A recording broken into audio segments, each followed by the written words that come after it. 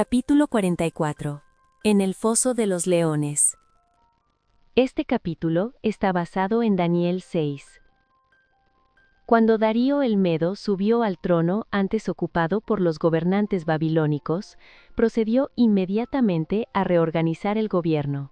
Decidió constituir sobre el reino 120 gobernadores, y sobre ellos 3 presidentes, de los cuales Daniel era el uno, a quienes estos gobernadores diesen cuenta, porque el rey no recibiese daño.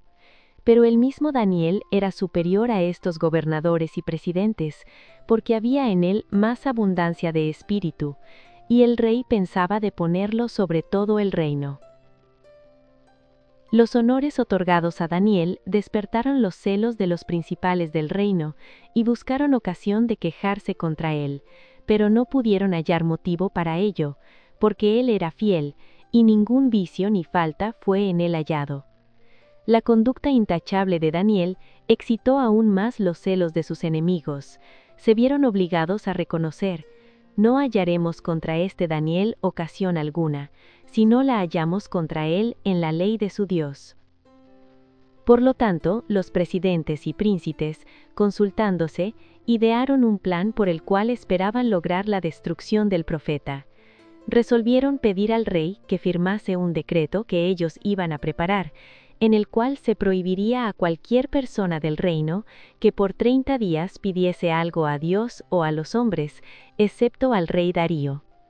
La violación de este decreto se castigaría arrojando al culpable en el foso de los leones. Por consiguiente, los príncipes prepararon un decreto tal, y lo presentaron a Darío para que lo firmase. Apelando a su vanidad, le convencieron de que el cumplimiento de este edicto acrecentaría grandemente su honor y autoridad.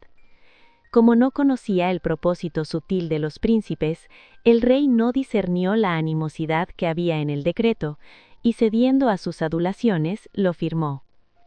Los enemigos de Daniel salieron de la presencia de Darío regocijándose por la trampa que estaba ahora bien preparada para el siervo de Jehová. En la conspiración así tramada, Satanás había desempeñado un papel importante. El profeta ocupaba un puesto de mucha autoridad en el reino, y los malos ángeles temían que su influencia debilitase el dominio que ejercían sobre sus gobernantes. Esos agentes satánicos eran los que habían movido los príncipes a envidia, eran los que habían inspirado el plan para destruir a Daniel, y los príncipes, prestándose a ser instrumentos del mal, lo pusieron en práctica. Los enemigos del profeta contaban con la firme adhesión de Daniel a los buenos principios, para que su plan tuviese éxito, y no se habían equivocado en su manera de estimar su carácter. Él reconoció prestamente el propósito maligno que habían tenido al fraguar el decreto, pero no cambió su conducta en un solo detalle. ¿Por qué dejaría de orar ahora cuando más necesitaba hacerlo? Antes renunciaría a la vida misma que a la esperanza de ayuda que hallaba en Dios. Cumplía con calma sus deberes como presidente de los príncipes, y a la hora de la oración entraba en su cámara, y con las ventanas abiertas hacia Jerusalén, como su costumbre, ofrecía su petición al Dios del cielo. No procuraba ocultar su acto, aunque conocía muy bien las consecuencias que tendría su fidelidad a Dios, su ánimo no vaciló. No permitiría que aquellos que maquinaban su ruina pudieran ver siquiera la menor apariencia de que su relación con el cielo se hubiese cortado.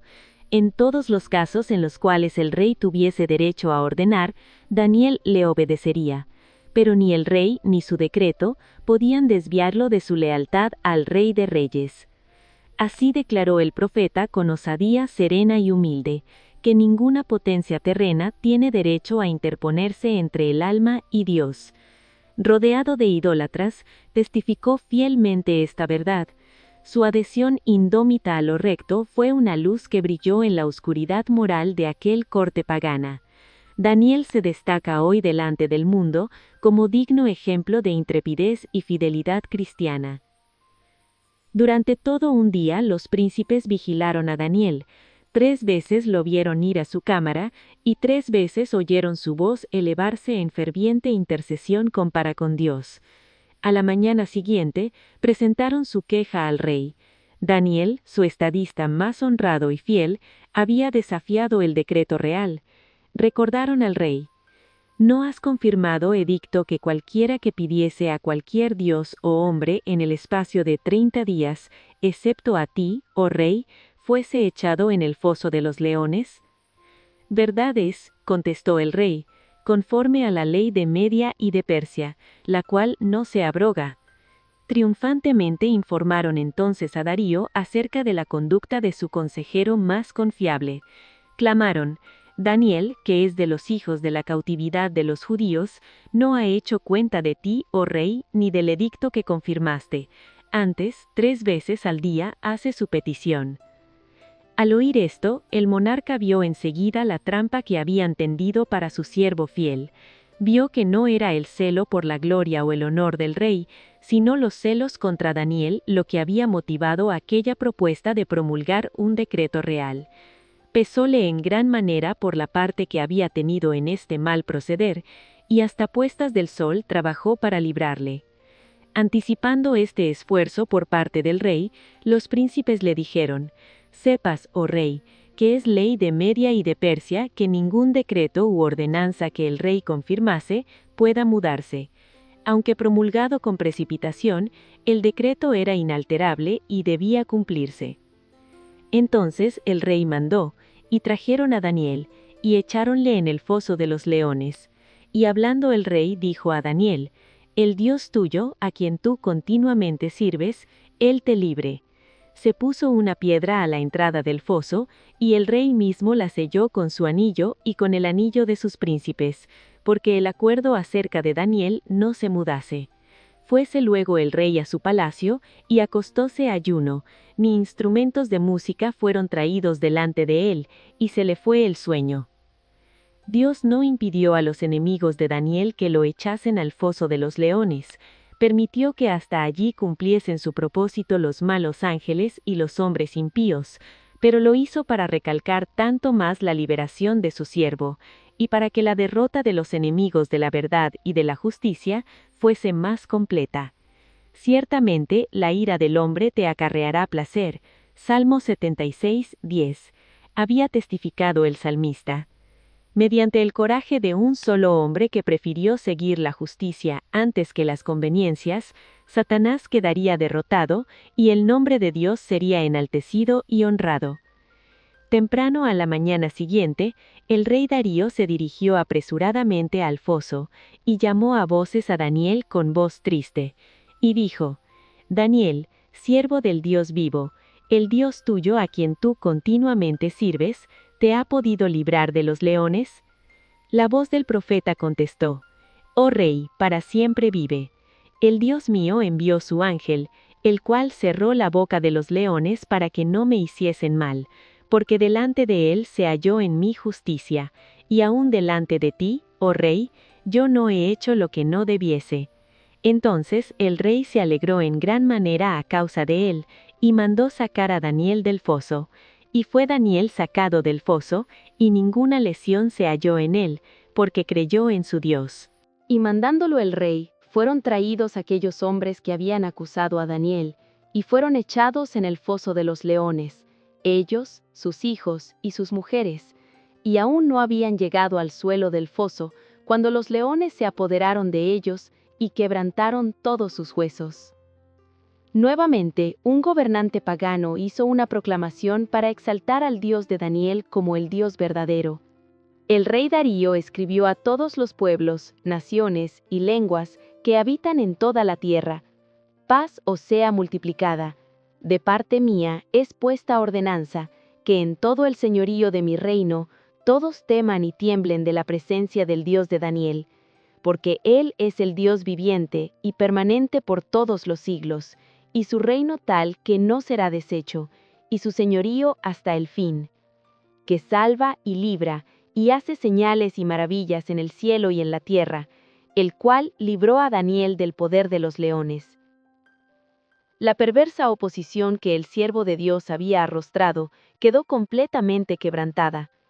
Daniel fue prosperado durante el reinado de Darío, y durante el reinado de Ciro, persa, y por haberle tratado, esos monarcas paganos se vieron obligados a reconocer que su Dios era el Dios viviente y permanente por todos los siglos, y su reino tal que no será deshecho.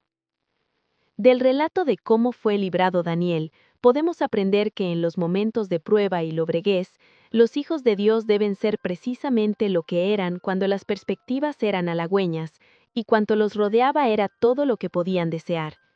En el foso de los leones, Daniel fue el mismo que cuando actuaba delante del rey como presidente de los ministros de Estado y como profeta del Altísimo.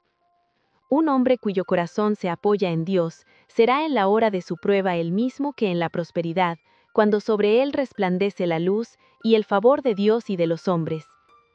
La fe extiende la mano hacia lo invisible y se hace de las realidades eternas. El cielo está muy cerca de aquellos que sufren por causa de la justicia. Cristo identifica sus intereses con los de su pueblo fiel. Sufre en la persona de sus santos, y cualquiera que toque a sus escogidos, le toca a él. El poder que está cerca para librar del mal físico o de la angustia, está también cerca para salvar del mal mayor, para hacer posible que el siervo de Dios mantenga su integridad en todas las circunstancias y triunfe por la gracia divina. Lo experimentado por Daniel como estadista en los reinos de Babilonia y de Medo-Persia revela que un hombre de negocios no es necesariamente un maquinador que sigue una política de conveniencias, sino que puede ser un hombre instruido por Dios a cada paso.